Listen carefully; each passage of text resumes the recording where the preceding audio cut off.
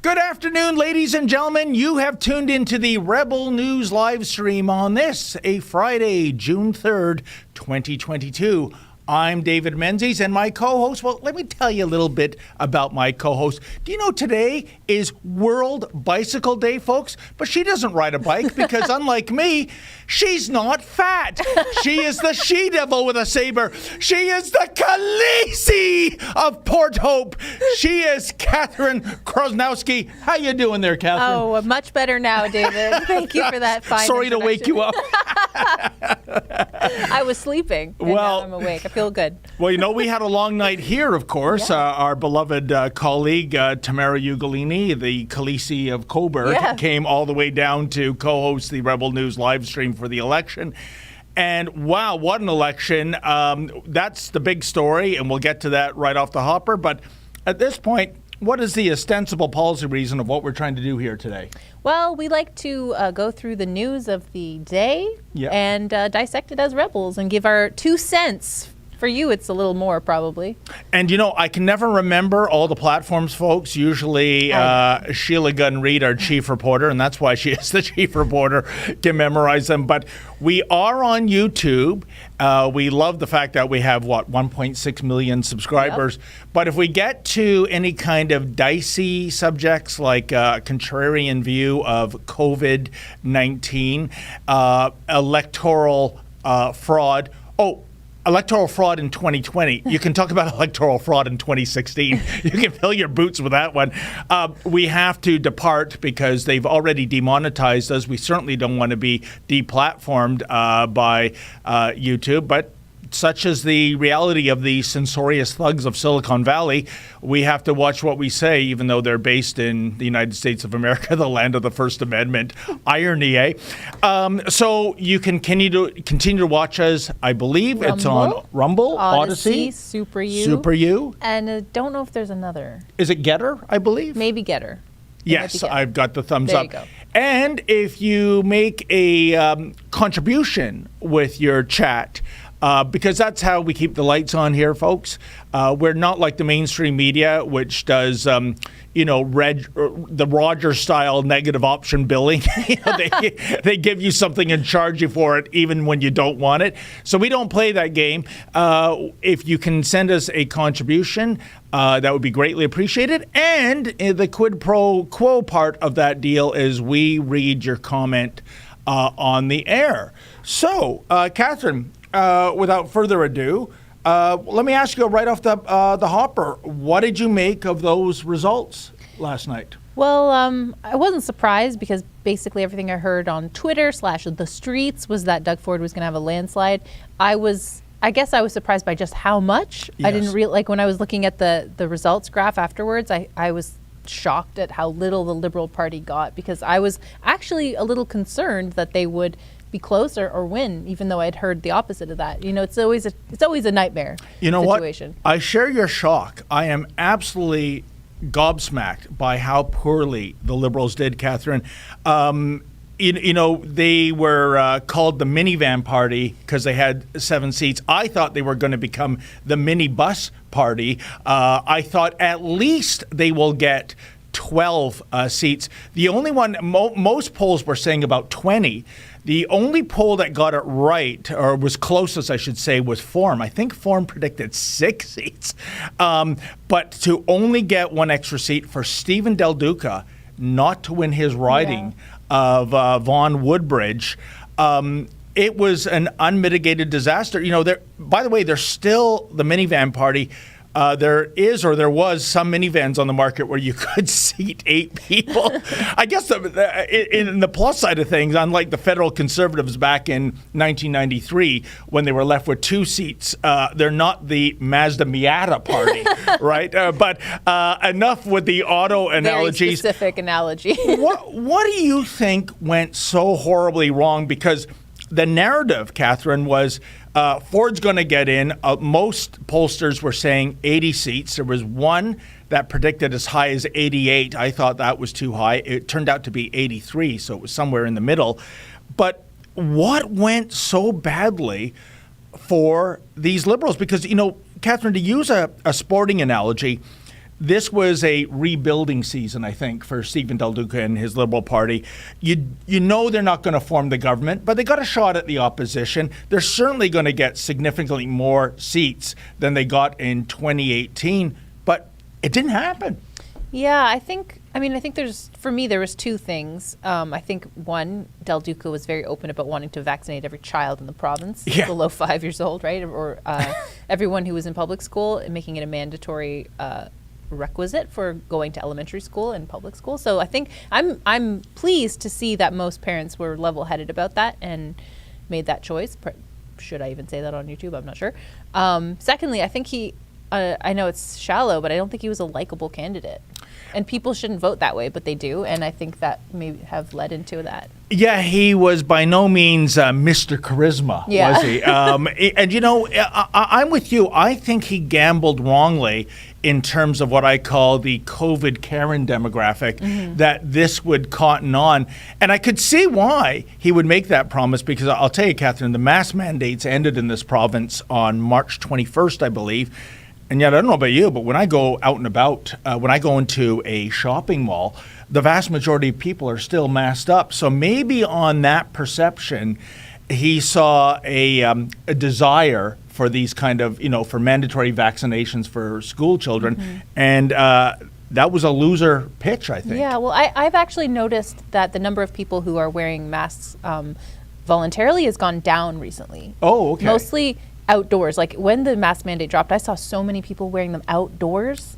Oh, I still see it. Yeah, I see it, but not as much as even 2 months ago, 3 months ago. I think people are starting to level out on the fear. Yeah. But it's interesting about the voter turnout, because it was remarkably low. I know. And people are, people on Twitter, it's not the world, but people on Twitter are saying like, oh, people who didn't vote, like 67% of Ontarians did not vote. And they're saying, well, you got what you asked for, you can't complain. And it's true, if you don't vote, I don't think you should complain about who's in power. But I think, why did people not vote? I think it's because the government and the mainstream media has been spending the last 2 years freaking everybody out, telling them that they're going to die if they leave their house. Yeah. Maybe that has nothing to do with it, but it's like that's been the narrative. People are walking around with 2 masks on, and so they don't want to go to voting centers. I think, Catherine, my theory is, going back to 2018 when the Ford PCs first got elected, that was not so much voting for the Ford PCs as Ontarians voting to get the Win Liberals out of power. Yeah. Going back to Dalton McGuinty, who passed the baton to Kathleen Wynne, they were well past their best before date.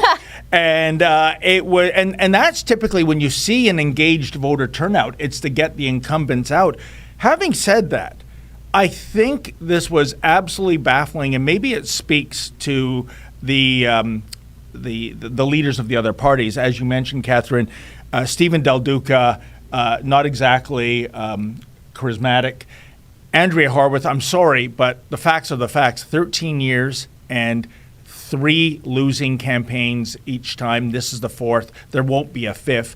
And I'm thinking, because you look at what is toxic, what is kryptonite to an incumbent government, Catherine, and it's things like the economy. Well, we're paying more than $2 a liter for gas. Yep. You go to the grocery store, you get sticker shock when the total comes up.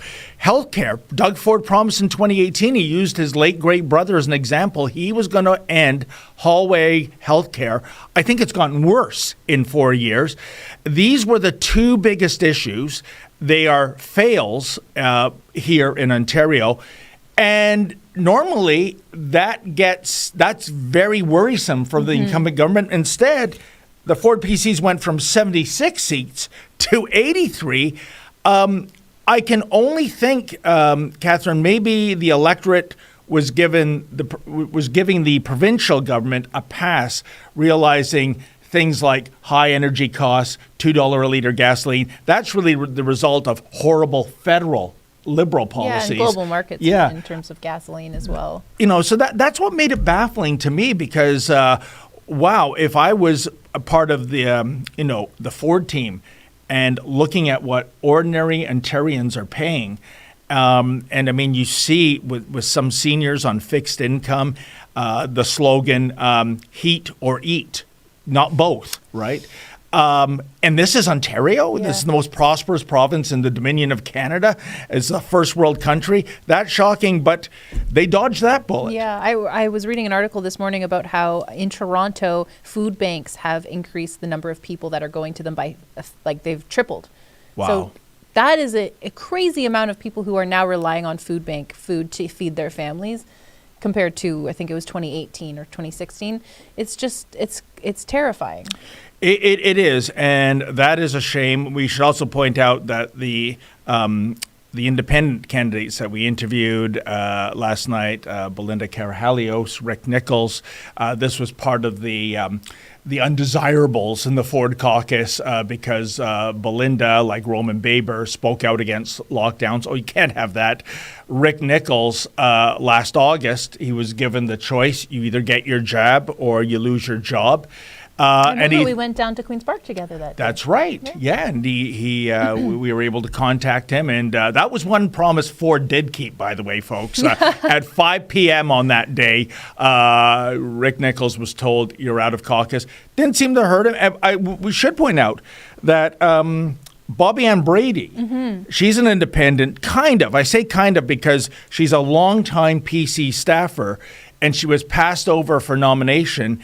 And in Haldimand, Norfolk, she won her seat. She smashed it. Oh, and you know what? I'm kind of kicking myself because when Maurizio and I went down to the Friday the 13th ride in Port Dover last month, I noticed her signs everywhere, and they were deep blue like the PC signs, but when I went up to look at them closely, there was no PC logo, and I thought, wow, this is, and it's not just signs on public vacant lands, it was on private property. I said, there might be something happening here. I don't know if she would have given us an interview or had the time. And given that I was wearing a suit and it was like 150 degrees Fahrenheit, I was quite the sweaty Betty. But in any event, that is a big middle finger to the PC machine. She was passed over. She said, "Screw you! I'm going to run as an independent," and she won. Yeah, she smashed, and it's people are saying, like, "Who is this? Who is this?" It's like, well, it's someone who the people of Norfolk really like, apparently. Yep. So it doesn't really matter if you're part of the big party. If you have the people behind you, you can do anything. It looks like it. And you know what? I like the idea because I've seen it happen before where the grassroots nomination committee supports a candidate. They like the candidate. The candidate has a good chance of winning. And for some reason, the party establishment goes, no, we're superseding your desires. That's what happened with Steve Lecce, by the way, in King City. We covered it in real life time where the PC party at that nomination vote, they actually, I guess it was a sort of a view of things to come. They actually called York Regional Police. And there were 6 cruisers that descended upon the nomination meeting. We saw it, and it was to get the preferred candidate out and make sure there was no trouble, and Steve Lecce in. And he got voted in. He won again last night, of course.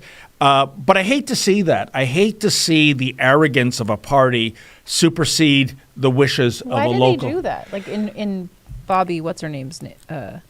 You know what? That's a great question. I would, obviously they thought there was one of two things that's typical, Catherine. One is they think the candidate has some skeleton in his or her closet, or they think they have a much better chance with their hand-picked candidate. It did not work for them in Haldimand, Norfolk. Yeah. Here's the question, Catherine. Speaking of Rick Nichols, speaking of Belinda Carahalios, these are the candidates with the Ontario Party, the New Blue Party. 4 years from now, and I agree, that's an eternity. In politics, it's a super eternity.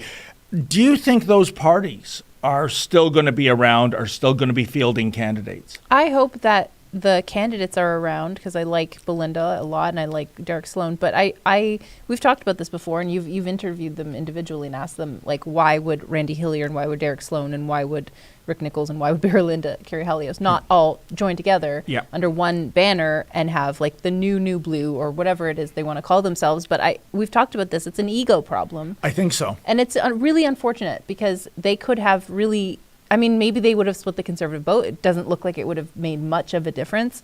But they could have really made a name for themselves and in 4 years maybe had an actual shot. But I don't think that they have a shot. Maybe they'll be around, but they'll probably be just as small as they are now because people don't want to vote for someone who they think has just a chip on their shoulder. Yeah, and I think you're right. I think there was some bad blood. And listen, I really like Jim and Belinda Carahalios. Yeah, sure. I like Derek Sloan and Rick Nichols. But, I received some campaign literature from the New Blue Party last month, and I found it inexplicable, Catherine. I wish I brought in the envelope. But even before you open the envelope and read the letter from the New Blue Party, what they want to do, right on the envelope is a shot at Derek Sloan, right?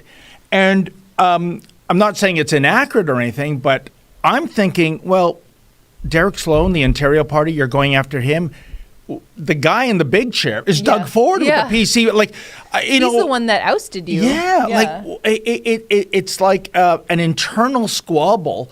It's so silly. It's a waste of ink. It is. But I've never seen that before. Where right on the envelope, oh, by the way, here's why this guy is the wrong guy. And the Ontario Party, much like the New Blue Party, it turns out, didn't have a hope of winning the election or even getting their candidates voted. So I think that was a huge misstep, the fact that they didn't go for critical mass of all these ousted MPPs. Yeah, like put your little squabbles aside if you disagree on certain issues, but the point is that they're pro-freedom, anti-lockdown, pro-bodily autonomy. Like those are the important things, protecting children from these experimental, policies. We're still on YouTube. Yeah. Policies.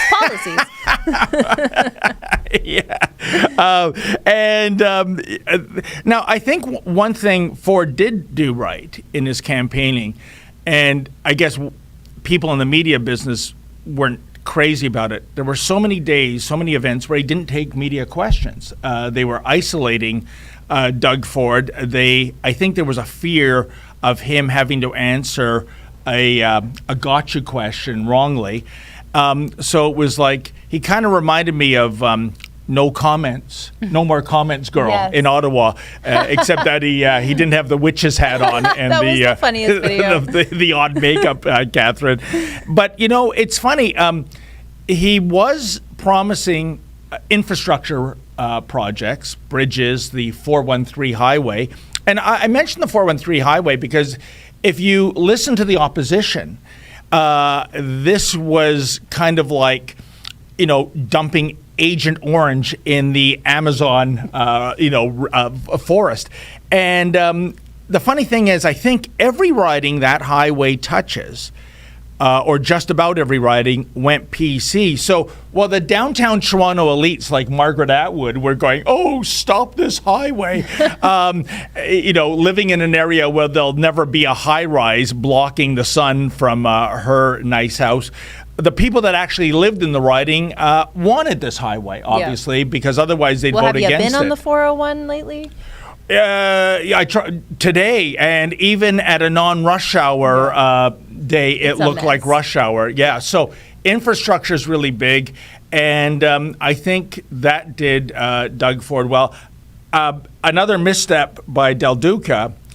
I think about 15 to 25 times, Catherine, I kept hearing him talk about rotisserie chicken.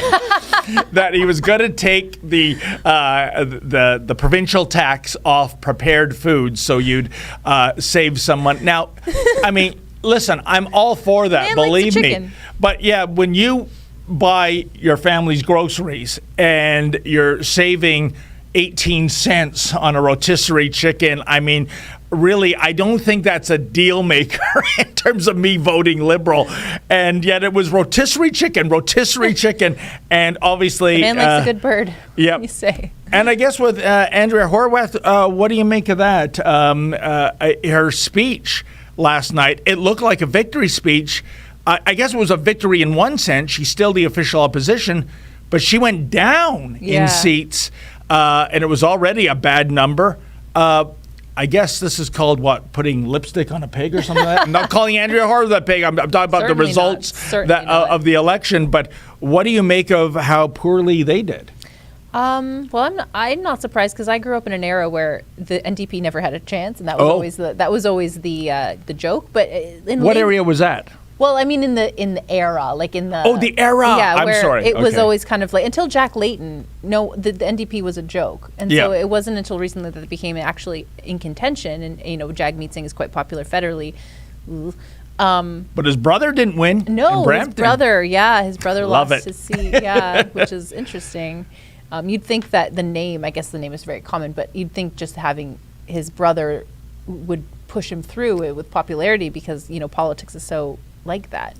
It can be, but I think the opposite happened, Catherine. I think there was a critical mass of Brampton voters in that riding who are justifiably furious that the fourth place party leader is propping up this liberal minority government, condemns them on every policy, yet votes for it, trying to play it both ways. I think there was enough resentment of the brother for doing this. Did you cover that story? Or who? No, I think that was Lincoln Jay, right? Yeah.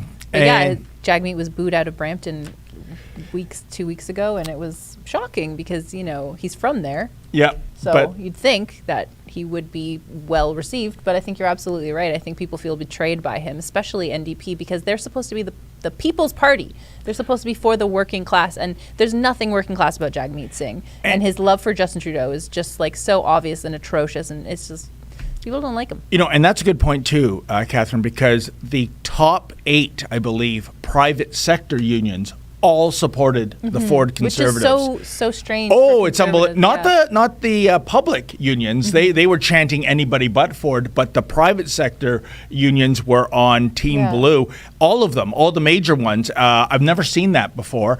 And by the way, in the area you grew up in, we have to make note that 1990. Not sure how old you are, and I'm forbidden to ask a lady her age, but in 1990, and I guess it's, judging by history, it was a statistical anomaly, the Bob Rae NDP party actually swept to a majority government in Ontario. Nobody saw that coming, not even Bob Rae. I didn't even know that. Okay. Just a baby. So I guess that was just, like I said, an anomaly.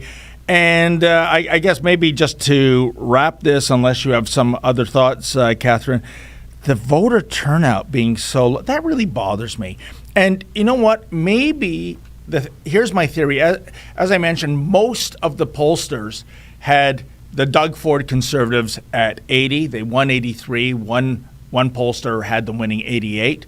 So they were a little wrong on the high side. I think maybe, Catherine, when voters see those kind of numbers, they go, well, done deal. Absolutely. Why bother showing up? It's just a waste of shoe leather. Yeah. But no. They could have turned it.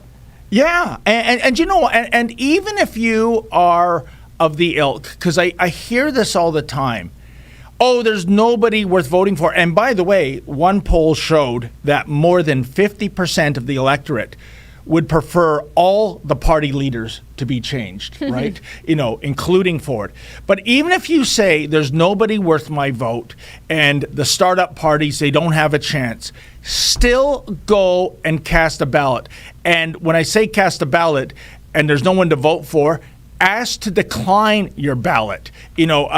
Catherine, I'm not saying spoil your ballot, because then they just assume you're too stupid to put an X in a circle. You ask the scrutineer, I want a form to make sure you record this as a declined ballot. And I've always said, Catherine, imagine an Ontario election. Imagine 1, 2, 3 million voters did that and said that to all the parties, none of you are worth my time. That's sending a message. Yeah, absolutely. Instead, because we can make, my excuse was maybe they're scared of COVID. People are saying they're too lazy. People are saying, the wage is people's wages are so low compared to the cost of living, so people can't take time off of work to go and vote. There's all sorts of excuses you can make, but that's a great point. Take the time to go and say, no, it's not any of those things. It's I don't like any of these leaders, and we need change. Yeah, and you certainly couldn't blame the weather yesterday. At least in the GTA, it was like room temperature, sunny, no Too humidity. hot for you, right, David? Too Oh, a little. hot. Are you too hot right now, too, David? This guy. Yeah, it's a funny thing in the office, folks, what Catherine's Freezing. referring to. It seems that all the women folk, or those who identify as female, are wrapping themselves in sweaters, even in the summertime. I'm already turning into a sweaty Betty here. There's a vent right on us right now, blowing cold air. I don't feel it as cold at all. And I'm telling you, I think for males and females, we're part of the same species, but we have a different thermostat. And yet it's funny, isn't it, folks, that whenever you see a triple crossing of Lake Ontario, it's always a female swimmer, and that water never warms up. It's always frigid. Because we're tough, David. I don't get it, but then again, I think I failed grade 11 biology. I know I did. So that is what we have right now. I'm going to check with the producers. Do we have any video to run from last night? No. Okay, then. You have the joy of us talking on your screen for the next few minutes. But by the way, folks, in less than 4 minutes, we have a live hit with our newest reporter down south. That would be Juan.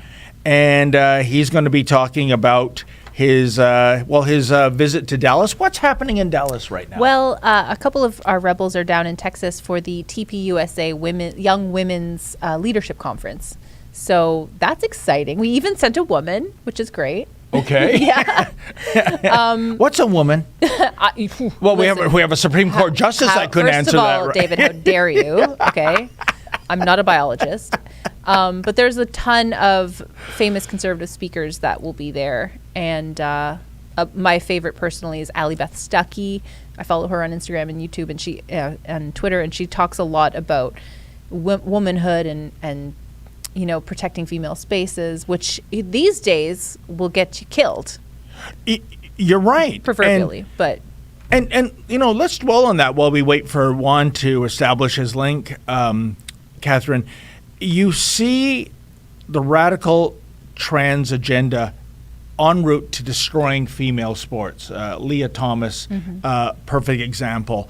I don't see the women's movement speaking out against. In fact, many of the women's movement people, they do a chant, which is trans women are real women, trans women are real women. And no, they're not. They're not. If you're a biological male competing in a female sport, other than horse racing, equestrian or auto racing, then there is, you can compete against each other because that is the... It's the horse doing the... It's the horse in the car. The horse, yeah. Exactly. But when it comes to cardiovascular... Yeah, lung size, muscle density. Exactly. Your hand, like the palms of your hands, if they're 5 inches bigger, I mean, that may be an exaggeration, 2 inches bigger, you're going to get more water under you. You're 100%. Move faster. Obviously, I'm not a scientist, but these are facts. But just this past week, doctors have come out and confirmed that Leah Thomas has a biological advantage being... Oh, you think? Right, well, yeah. Someone needed a medical degree? We needed a Poindexter to tell us that being on hormone suppressants for a year doesn't completely change your biology. So that's a shocking revelation. It is shocking, and shame on the NCAA for allowing that grotesque sideshow to continue. But at the end of the day, Catherine, sports are fun and games, right? No one's going to get hurt, even though this is a terribly unfair situation. But right now in Canada, if I was convicted of murder, I simply have to say, thanks to Justin Trudeau, I identify as female. And guess what? Even if you were, to answer your question, you'd be put in a women's prison. Yep. But even if you were convicted of a sexual crime, absolutely, you could be put in a women's prison. And just Nat and I covered it in the recent episode of Misunderstood. Are we talking about it next week? I forget. But it's next week. But an inmate in I think it's California prison raped another inmate, and people saw it, and she assaulted the woman so bad, or he, whatever you want, this inmate assaulted the woman so badly that she was unconscious. Yeah. They couldn't resuscitate her, and then that inmate went on to threaten the other witnesses, saying, "I will rape all you B words." And they're more concerned about her feeling comfortable. Yeah. Yeah. about disgusting. the pronouns Yeah. as opposed to the actual physical violent crime. And it should be noted that a lot of women in penitentiaries, they are victims Yeah. of sex abuse, Yeah. physical abuse, and to have a man come in, and that's what we're talking about. Just somebody saying, I'm a woman right now, no genital slicing and dicing, no hormones, none of that nonsense, just like a big biker dude saying, my name is now Lily, and I want to do time in a female penitentiary. And the Justin Trudeau Liberals say, in the name of tolerance and diversity, your cellmate will be biological woman. Unbelievable. It is, and I never considered myself a feminist in the new old term, where there's the original feminism, which is like fighting for equal rights and opportunities, which is cool. But then it became man-hating feminism, where it's just like we want to destroy men. And then now it's like, well, I have to be a feminist again just to protect women from men. Like we're going back in time where women now are like second-class citizens again, and we have to fight for our right to not be beaten and abused by men. And it's just because they're wearing a wig and they call themselves Sally.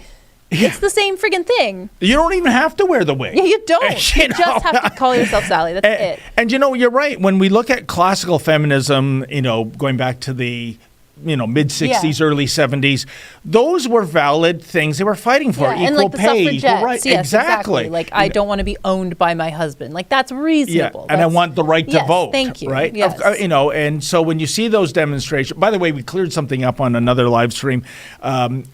Those feminist rallies were always defined by women burning their bras. Evidently, that's an urban legend. There's no examples of bra burning. And of course, that would be offside today with carbon footprint issues. We don't want to make those Greta things are Thunberg toxic. weep, right? There's like liquid and stuff in some of them. You don't want to burn that. So that's an urban legend, but the cause itself was worthy going back some 50 years ago. Maybe we should do it, though. Maybe we should burn a bra. Yeah, how do you think you can ignite that? I don't know. I feel like it would actually be very flammable. It's like, unless it's cotton, like a lot of these fabrics are very sketchy. Well, I'm proud to say I wouldn't know. Sure, David. In any event, I think we might have Juan on standby. We're still waiting. We're wanting more Juan. Yeah, so we're checking off the checklist: the Ontario election, the radical trans movement, and are brassieres flammable? That's what you're getting today on this show. Oh, okay then. Oh, yes, this is fun. So Amazon had a flag-raising ceremony for Pride Month, but I think about 30 or 15, a small number of Amazon employees hosted a die-in where they laid on the ground pretending to be dead and cover themselves in the trans flag because they're upset and triggered by the fact that Amazon sells transphobic books, including Matt Walsh's book, which I don't know the name of off the top of my head. I'm sure there's other ones that they consider transphobic. Anything that talks about biological essentialism is basically transphobic to these people. It seems like Amazon is such a huge company. If 15 people lay on the ground, just fire them. I agree. What's the problem? They're useless people. Like, Catherine, why can't we have strong men and strong women in the corporate culture that say what you just said? If you're going to lie down and pretend you're dead, well, do it at home because you're fired. Yeah. You're not at your workstation. I once had a monologue on this, the classic fable, The Emperor's New Cloak, where, the little boy is the only one in the village that says, hey, the king's naked. He's got nothing on. Today, the ending would be the kid is sent for sensitivity training for pointing out the obvious and the truth. And I think when we see this being tolerated, Catherine, it's all about corporations, whether it's Home Depot, Coca-Cola, Levi's, you name it. We will bend the knee to the radical progressives, the Marxists, the radical trans community, so that they don't start any kind of boycott or slander campaign against our company. They'll move on to our competitors and do that. That's the weakness because right now. Because they're the loudest and most annoying. What was that? Sorry. They're the loudest. Oh, Small absolutely. minority are the loudest. And who are they bending the knee to? A percent of a percent of a percent of people. That is the degree of cowardice we see not only in the corporate world, but in Hollywood, professional sports, government. You see it, the bureaucracy. You see it everywhere. And I am sorry to be potentially transphobic. A lot of these people, and there are studies to back this up, are suffering from mental health issues. Yeah. And that's the tail wagging the dog? Seriously? Unbelievable. So hopefully that pendulum is going to swing back soon, because the idea of trans people thinking a book is so toxic that they will die and they will write your pretend to own die. book. Yeah. Write your or don't buy the book. Yeah. Change the channel. No, everyone has to think the same. But we do have Juan ready for us okay at then. the TPUSA Young Women's Leadership Conference. Juan, can you hear us? Yeah, we can hear you. Hi. Ooh, Hey, loud. Juan, how you doing there? I'm going to turn you down. At Pretty good here. So we're here at the Turning Point USA Young Women's Leadership Summit here in Dallas, Texas, where thousands of women from all across the country have been coming here to just show support for all the conservative women speakers here, and just to have like an outlet to be able to join up with other conservative women throughout the whole country. So it's the second day here, but we've been seeing more and more people show up, and with key speakers today, such as Candace Owens, Libby Emmons, and Lauren Shen here, ready to speak today. We're seeing a large amount of people coming up. Well, Juan, since Catherine is, as far as I can tell, a young woman or somebody who identifies as a young woman, I'm going to let her lead the interview with you. So take it away, Catherine. Okay, well, Juan, I haven't actually met you officially yet, so welcome to the team, first of all. It's nice to meet you. What have been some highlights so far? I know you just got there. This is your first day there, but what are some highlights that are happening down there? Well, I mean, the highlights, I mean, we're seeing all these big speakers speak, and yesterday, Lara Trump spoke to a big crowd here yesterday, and like I said, we're seeing thousands of people from all across the United States and all throughout the world just are showing up just to show their support towards conservative values here for Turning Point USA. That's awesome. So what did Laura Trump, did you watch her speech? What did she, like, what topics did she hit on? Well, she was talking about how it was great to see conservative women here gathering and just like calling out the left on just them not being able to describe what a woman is, and just calling out the hypocrisy with the values that they have. That seems to be a hot topic these days. What is a woman? No one can answer the question. I think it's literally, I Googled it. It's quite easy. It's literally, it's what is a female? And it's someone who's capable of producing eggs and has the capacity to give birth. It's not that complicated. Maybe somebody should bring along some biology books and hand them out for, an impromptu education. Yeah. But tell me, one of the trends of the last U.S. election, and it was Ted Cruz, I think, that flagged this, going back to 2020. It was the idea of a demographic that was going away from the Republican Party to the Democrat Party, and that was college-educated, white, suburban woman. And basically it was based on, those mean tweets, that's so offensive. I would argue, because I know one of those white, suburban, college-educated women in California who fit into that demographic and did vote Biden. I'm wondering if those women are suffering from buyer's remorse, given what's happened to the U.S. Since the Democrats took power. I mean, a lot of them that I've been speaking to, I mean, they've been feeling remorse, and the primary thing that they're regretting is just the amount of inflation that they've been seeing here, and just the gas prices and the shortage of supplies around the area. And another demographic that I've been speaking to that I've been showing a lot of remorse is as well, like the South Texas communities that started to vote Republican for the first time in many years. Wow. Just seeing with the problems with the border crisis that the Biden administration has been allowing. So a lot of people here, I mean, they're showing their support just to have people like come here and just support women's values here, and just conservative values as a whole too. So we were actually thinking to show you just some of the booths around here just to show how big the event has been getting. Yes, please do. All right, so like I said, I mean, we've been seeing thousands of women around all across the United States and many different countries as well just show up here just to show support for the event here. And we've been seeing booths all throughout the area here, just trying to talk with people, just to have like the same values of conservative ideas. So as you can see here, I mean, it's a massive main booth here. So like I said, it's a 3-day event, and like we have not been seeing it being like not many people. Like it's been crowded the whole time here. So we'll be walking more around here, and we'll like see all the people from pink. like all different. Oh yeah, I mean it's a great background here. It's a great Beautiful. atmosphere.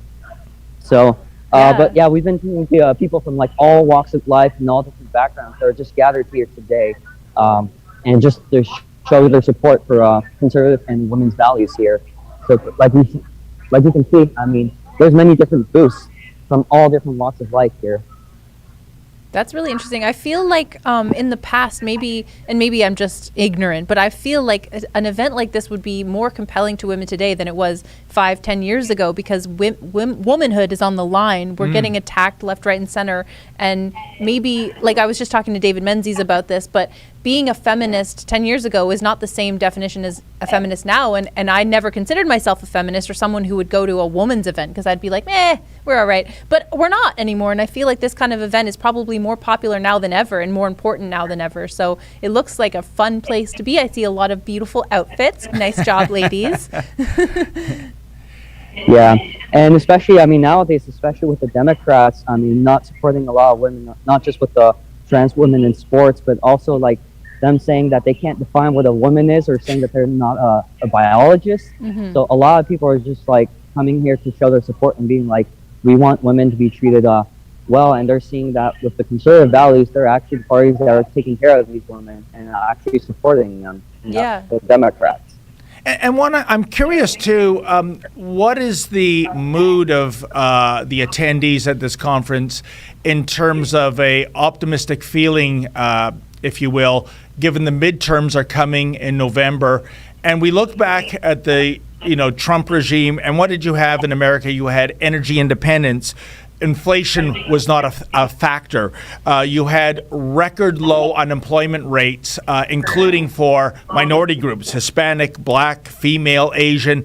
There was no such thing as a baby formula shortage, for goodness sakes, where you had to depend on airlifts from other countries. And this wokeism was not a thing where, as we've seen, a Supreme Court justice, as Catherine mentioned, can't even define a woman.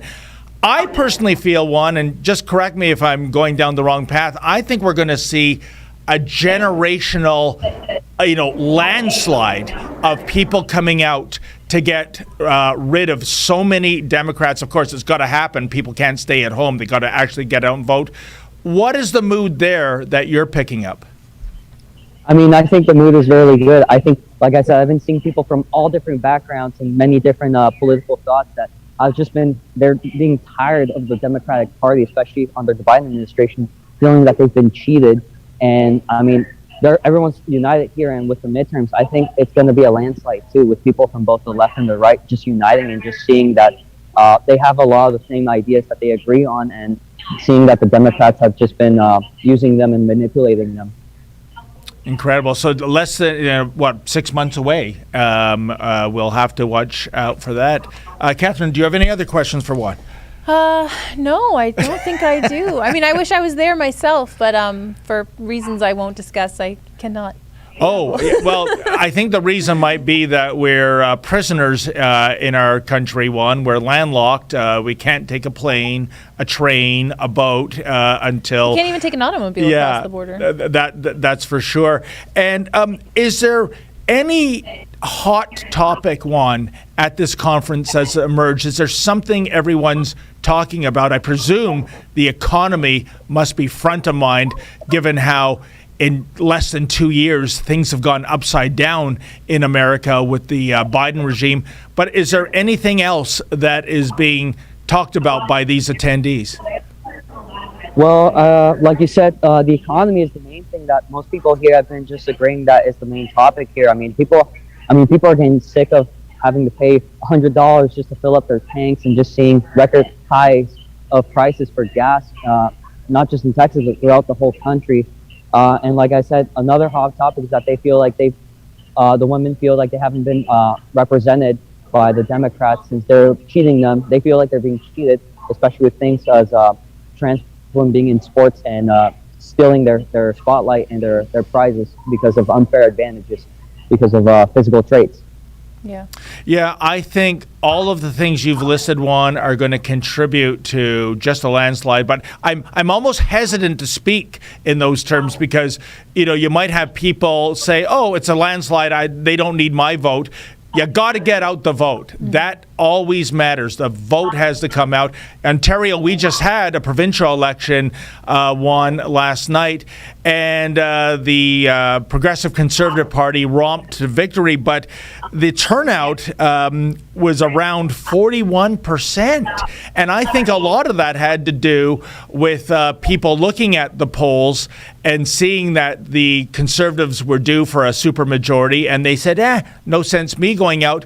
Well, nothing, disasters happen, but it can always go the other way when you stay home believing in the polls. So I think that's a message to Republicans, regardless of sex. Get the vote out come November. Don't take anything for granted. Mm-hmm. Yeah. That's well put, David. Well, great. Okay. Well, Juan, thank you so much. You're killing it with your reports south of the border.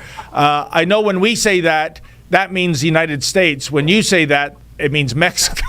So I just wanted to be clear in terms of the geography. And Juan, thank you so much for covering the conference, and we'll look forward to your future reports. Thank you, Juan. thank you. Thank you very much. Well, that was Juan. And, really, Catherine, that was the two trends we saw in the last U.S. federal election. Like I said, college-educated, white, suburban woman not taking a likening to Trump's mean tweets. Well, you know what? I'll take any kind of mean tweets if it means a gallon of gasoline is $2 as opposed to $6.50, and the unemployment and everything else that this regime is. Biden is the anti-Midas. Everything he touches doesn't turn to gold; it turns to something else. And I think even those that voted Democrat. I speak of my friend in California. She's never going down that route again after seeing what's happened. Yeah, and it was kind of funny too because the other trend was that you saw blue collar, mostly males, working in industry that typically supported the Democrat Party because the Democrat Party used to be pro-union, pro-lunch bucket brigade, and they were switching to Republican because they realized, with the Democrats saying, we're going to shut down the coal mines, we're going to stop pipelines, we're going to stop the leasing of oil fields, they realized they're putting me out of a job. Yep. So that demographic went Republican. Really odd times we're living in, isn't it? It really is. Like how we talked about this earlier, but how Doug Ford has so many of the unions behind him. Yep. It's a strange time, especially and I mentioned this again, but Jagmeet Singh, the leader of the federal NDP party, supposed to be a man of the people. New Democrat Party, they're supposed to be, akin to socialism in a way, closest thing we have here. And he walks around in a $20,000 watch and these fancy suits, and he's just so disconnected from the reality of how average Canadians are living. And like I mentioned, more people than ever are going to food banks. It's like times are tough here, and yet we have someone like Jagmeet and Trudeau, these people who act like they're these. They're elite rich people, and there's a sense that they're always sneering and turning their nose up at the average citizen. Even the way, this is kind of offside, but even the way Justin Trudeau speaks, like what did you say, affliction in his voice, is so pompous. It's just like, get with the times, man. Like, you're supposed to be the party, and you're not the New Democrats or the Liberals, but they're supposed to be representing the average person, not the rich, snobby conservatives, but the average Canadian. But that is not, it's completely backwards from how it used to be.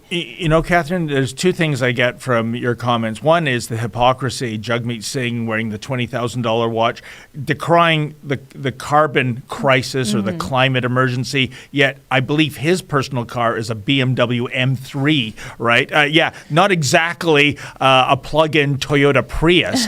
And the other thing, there's a unique dynamic in the federal NDP party. It's basically a two-headed hydra right now. You have Jagmeet Singh and some other MPs that typically represent downtown urban ridings, and they're all about, stopping pipelines, all about climate change, etc. But you have the other classic NDP MPs who are the supporters of the lunch bucket brigade. Well, in Oshawa, it was completely Democrat or like NDP in the riding of Oshawa yesterday. And there you go, for provincially. But the point is that I think if you were to get the NDP party to speak honestly, there was a lot of buyer's remorse that Thomas Mulcair, who brought them to official opposition status, is no longer there. And Jagmeet saying, I'm sorry to say, that's not just a dead dog, that's a dead dog with fleas. He is never going to break through. He's the fourth place leader propping up these Trudeau Liberals. And the Liberal policies, which he supports, are contrary to blue-collar workers who would be a big part of the NDP voting base. Absolutely. He's slapping his own voting base in the face. And Unbelievable. that's why he was, booed out of Brampton. And by the way, I find this spectacular, Catherine, and I'm not sure how much truth there is, but I was going around the media looking at what certain analysts were saying, because right now the question is who replaces Stephen Del Duca, and of course, who replaces Andrea Horwath. And for Andrea Horwath's replacement, believe it or not, one name bandied about is Jagmeet Singh, becoming the leader of the Ontario NDP. Maybe he realizes that it's a fool's errand to run federally. I don't think, for a variety of reasons, the NDP under Jagmeet Singh will ever break through in Quebec like Thomas Mulcair did. Do you think that's a possibility? Oh my gosh, I hope not. I mean, it's like, what's worse? Can he do more damage in Ontario or federally? Like in federally, he'll probably never win because of Quebec and the West. In Ontario, maybe people will like him and he'd actually become the leader, and that would be a nightmare. I don't know. I think he should retire. Yeah, and that, by the way, that's a very good point, because one of the reasons I really suspect he's propping up the Justin Trudeau Liberals until 2025, oh my gosh, an eternity, then he will have put in the 6 years of service to qualify for that cushy pension. Oh yeah, because you know what? When you're buying $20,000 watches and brand new BMW M3s off the lot, you need some do-re-mi, right? So I think that's Jagmeet Singh's true agenda. Well, I mean, it sucks that we have to pay him, but whatever. Just retire. But get out of here. And he's not a nice person. I don't think so either. He won't take questions from independent media. He is pompous. He is elitist, I think. And, he's holding the country hostage by propping up this Trudeau government. But I see we're running out of racetrack here. Catherine, do we have some super chats? Oh, okay then. You're going to have to read that, Catherine, because unless I'm Clark Kent, there's no way. I cannot read that either. Can we do something about the font size, producer Olivia? I can see AMT 640.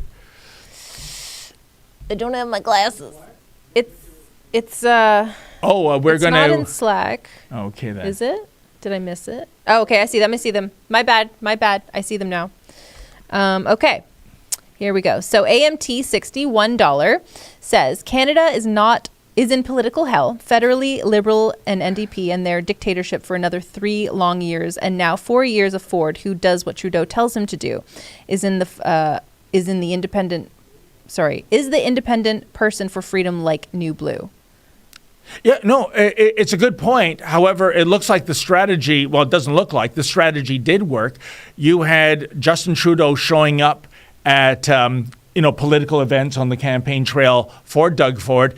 In the meantime, he never showed up at a Stephen Del Duca Liberal event. I mean, Stephen Del Duca must feel like a spurned spouse. Yeah, I mean, they're both Liberal red. But I think part of that, Catherine, is that traditionally in Ontario for the last 100 years, more or less, whichever party is in Ottawa on Parliament Hill, the federal party, the opposite party is at Queen's Park. It's almost like the psyche of the Ontario voter, and I don't understand it really. I don't understand it either. Yeah, they want like a counterbalance. Yeah.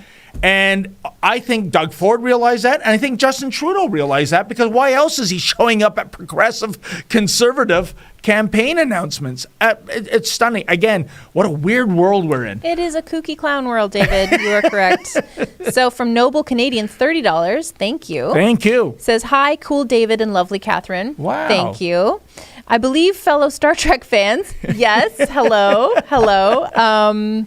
Which parties do you think most resemble which race from Star Trek, and which leader most resembles which character from Star Trek? Wow. I'd have to process that. I feel like the Liberals are the Romulans. Liberals are the Romulans, the NDP are the Klingons, the PCs under Doug Ford are the Federation in the Dark Mirror universe. Oh. Yeah, these aren't your grandfather's PCs, because let's face it, they're as liberal, almost as liberal as the other two parties. Are certainly spending like liberals. So there you go. You know what's funny is Captain Picard. I would consider him a very liberal person, but I would vote for that man if there was someone who resembled like the grace and the philosophical like balance of someone like Jean-Luc Picard. He would have my vote.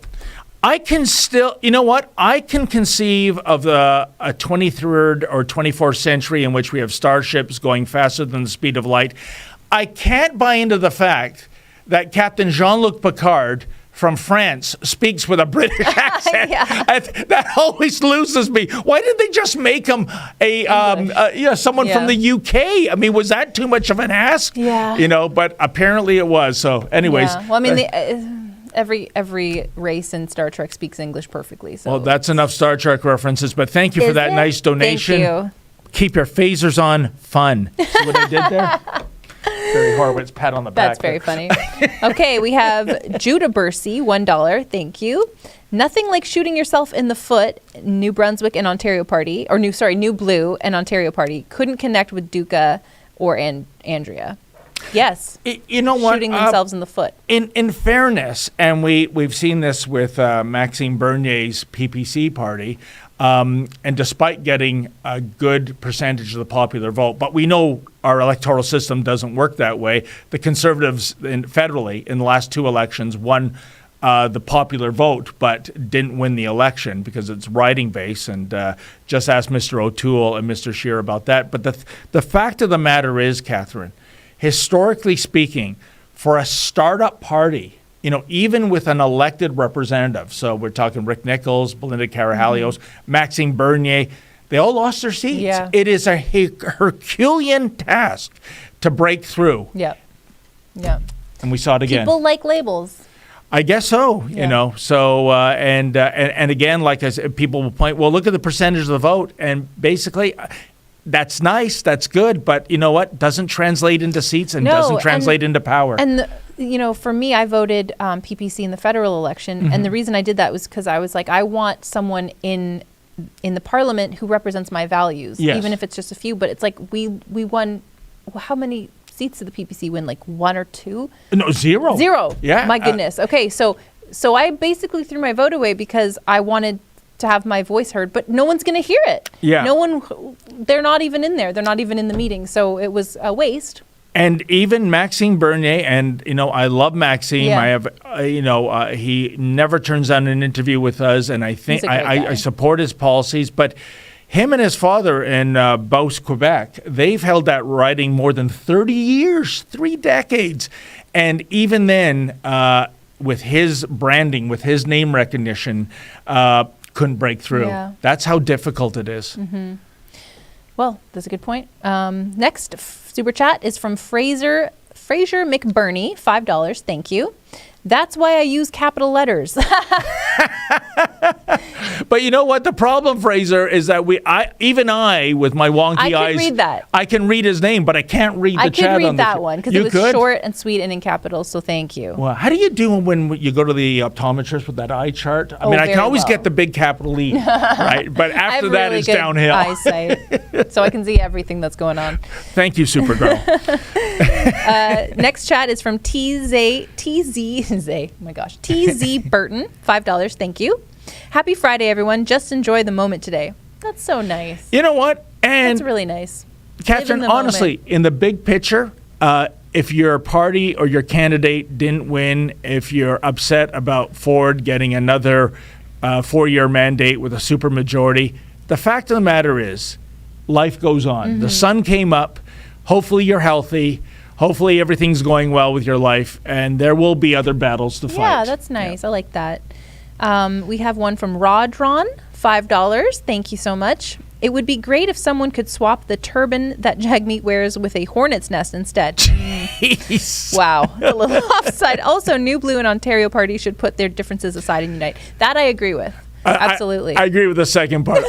I don't believe in advocating harm even by hornet stings to anyone. I think it was a joke because it's so cartoonish. Yeah. But we don't advocate for violence here, but thank you for the comment. Please, ladies and gentlemen, do not go out and seek out any Sikhs wearing a turban and replacing it with a hornet's nest. You're probably going to get stung in the process, by the way, doing it. So, or you'll go to jail. Yeah. But the other part, I do like it. Reunite the independent right. There's your slogan. I love that. Yes. David, you should do it. David, for Premier. I'm behind you 100%, Menzies. I don't think I could capture dog catcher, so... That's all the super chats we have. Well, and perfect timing. We're just 1 minute past the hour, and so I want to thank super producers Olivia and Efren and behind the boards. And Danny, thank you for mentioning that. We have tinted glass for some reason. I think that's Efren's doing. It's because it's cool, man. He's got this real, lust for tinted windows in cars. He's always talking about tinted windows. And it looks like he's tinted the studio windows. I can't see anyone there. That's just your eyes, David. But thank you all, and thank everybody for tuning in, especially those who contributed a super chat. Like I said earlier, it's how we keep the machinery gun running here. We need a lot of lights to blur the imperfections. And Catherine, thank you for being my co-host. Oh, David, anytime. You were a delight. Oh, you're a delight as usual. We go way back. At least a year ago. To at least a year ago, which is a long time when the clock's running down.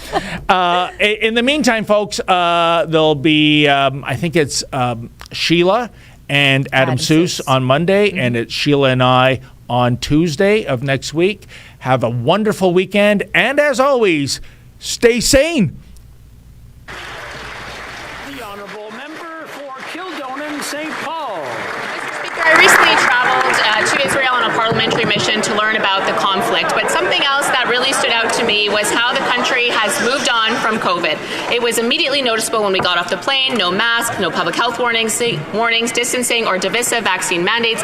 In Israel, people are living joyously in a post-COVID world, Mr. Speaker, but as soon as we boarded the flight home to Canada, all COVID restrictions and mandates returned, and I felt the anxiety and stress of the past 2 years and realized the terrible impact Canadian restrictions continue to have on our psyches and how desperately people need a return to normal. But this Liberal government will not allow it. They voted against our motion to end travel restrictions and mandates, even though other highly advanced vaccinated countries with leading scientific and medical experts have done so. Mr. Speaker, it doesn't have to be this way. All Canadians can live freely once again. I've seen it with my own eyes. It's time Canada moves on too. Thank you.